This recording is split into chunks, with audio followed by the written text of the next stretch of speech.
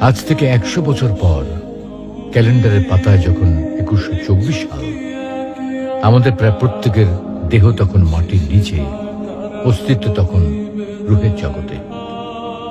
ইতিমধ্যে ফেলে যাওয়া আমাদের সেই সুন্দর বাড়িটা হয়তো পরবর্তী প্রজন্ম ভোগ করছে। পছন্দের কাপড়গুলো ব্যাকডেটেড হয়ে গেছে। শখের গাড়িটা হয়তো অন্য কেউ চালাচ্ছে, আর আমায় খুব কম জনের স্মরণে রেখেছে, হয়তো কেউ ভাবেও না।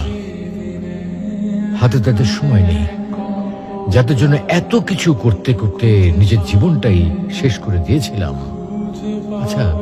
আচ্ছা, বাস্তবতার এই জীবনে আপনি আপনার দাদার দাদাকে কতবার স্মরণ করেন? আপনার দাদির কথা আপনি কখনো কি আপনার মনে পড়ে? পৃথিবীর বুকে আজকে এই বেঁচে থাকা, এত হইচই, এত মায়া কান্না এভাবেই চলছে। গত হওয়া অসংখ্য প্রজন্মকে টপকে আমরা এই জীবন লাভ করেছি।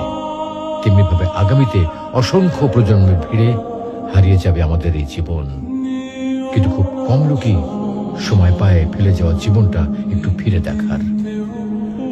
বাস্তবতা হচ্ছে এই জীবনটা আমাদের কল্পনার চেয়েও অনেক অনেক ছোট।